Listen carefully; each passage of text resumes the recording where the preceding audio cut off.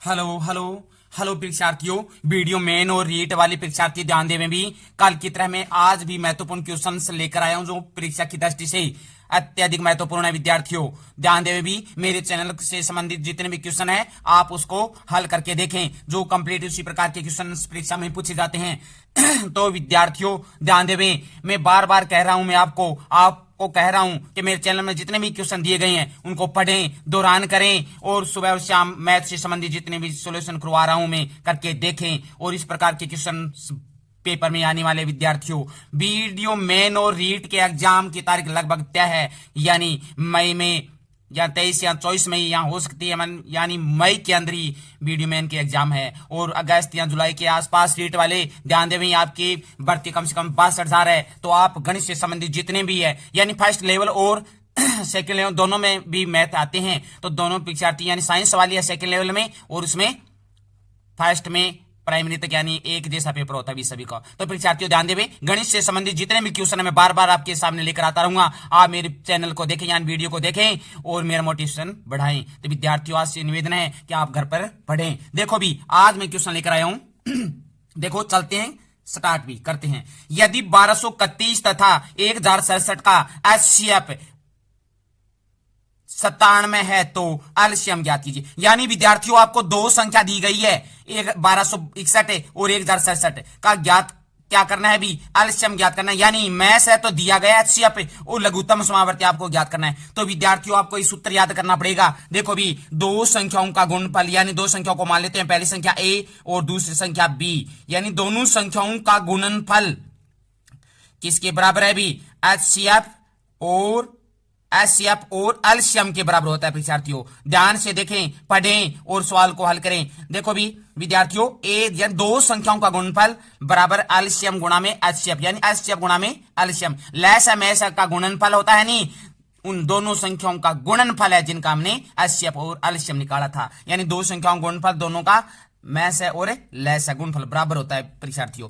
देखो, दो संख्या दी गई है, एक तो है 1261 परीक्षार्थियों, और एक दी गई है 1067। यहां पर 1067 लिखते हैं, लिख दिया। उसके बाद में क्या करते हैं, HCF का मान आपको दिया हुआ है स्थान में, यहां स्थान में लिखते हैं। उसके बाद में मल्टीप्लाई गुणा करते हैं। एलसीएम का विद्यार्थियों आपको मान निकालना है। ध्यान से देखो भी, आप देखो जिसका मान निकालना है विद्यार्थियों या परीक्षार्थियों, एक साइड में रखते हैं उनको भी इस प्रकार। देखो इस प्रकार रखते हैं। अब क्या करते हैं, गुणे वाली संख्या सामने वाली संख्या के भाग में जाएगी भी। तो 1261 इंटू में 1067 बट्टा में परीक्षार्थियों 97 आएगा। अब इसको काटते हैं तो विद्यार्थियों कितना आएगा, 13,871 आएगा। लेकिन आप काट करके देख लेना, काट लेना तो भी आवा है सारा नहीं, कोई दिक्कत ही को नहीं। यानी 13,871, 13,871 यहां पर कितना आएगा, 13,871 आपका आंसर आ गया भी। इस प्रकार के यानी कठिन जिनका काटना तो इस प्रकार के लेकर मैं आया हूं,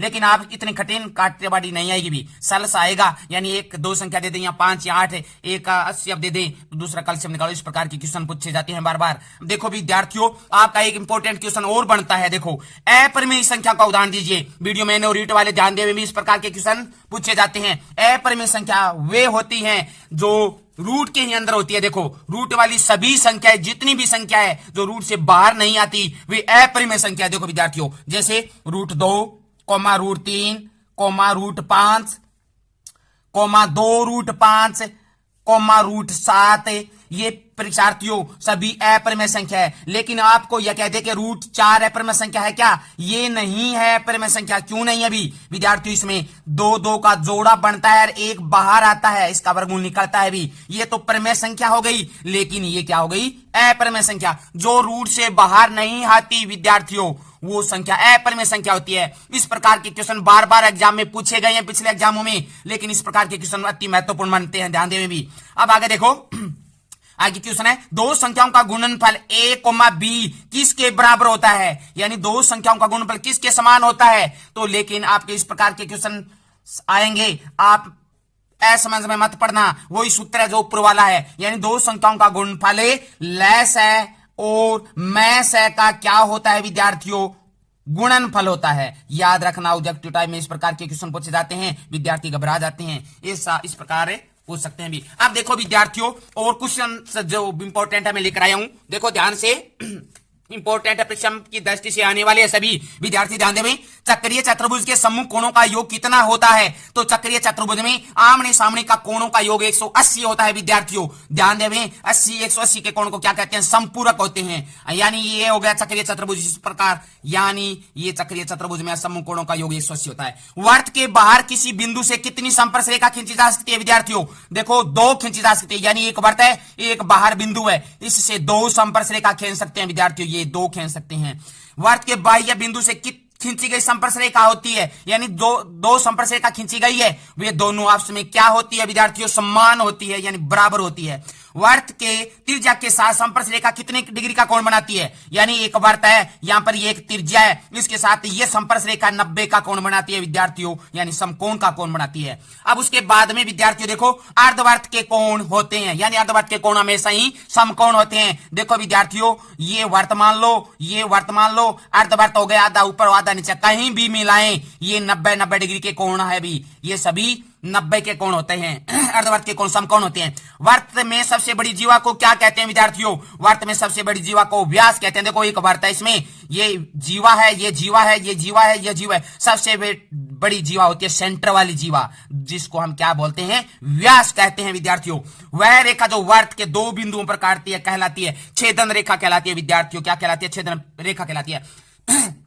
इस प्रकार क्वेश्चंस बार बार पेपर में पूछे जाते हैं, जो शॉर्ट क्वेश्चंस है मैं उसको बार बार लेकर आता रहूंगा विद्यार्थियों। ध्यान देवें, आप मेरे चैनल को देखें और देखकर मेरा मोटिवेशन बढ़ाएं, यानी मैं बार बार आपके लिए वीडियो अपलोड करता रहूं विद्यार्थियों। यानी जो विद्यार्थी तैयारी नहीं करता है वो सफलता प्राप्त नहीं करता है। जो विद्यार्थी सुबह और शाम अच्छी लगन के साथ कठिन परिश्रम करता है, वो कितनी भी परिस्थितियां आ जाए वो घबराता नहीं है, लेकिन पथ पर अपने मार्ग पर आगे बढ़ता रहता है, तो विद्यार्थी उनको अवश्य ही सफलता मिलती है। या उसका एग्जाम का पहला पेपर हो या दूसरा पेपर हो, उसे कोई फर्क नहीं पड़ता है। जो विद्यार्थी तैयारी करता है चाहे पहले साल ही पेपर देता हो, उनका सिलेक्शन अवश्य होता है। लेकिन मैंने देखा है, रीट वाले ध्यान देवे, मैंने देखा अब की बार जिसने एसपीसी की अब की बार, उसने विद्यार्थी ने अपने 140 से 39 अंकों के साथ नियुक्ति पाई है विद्यार्थियों। तो वो ध्यान देवें, जो मैं वीडियो अपलोड कर रहा हूं बार बार देखें, परीक्षा एग्जाम तक बार बार मैं सही प्रश्न लेकर आता रहूंगा। आज का बस इतना ही विद्यार्थियों, जय हिंद।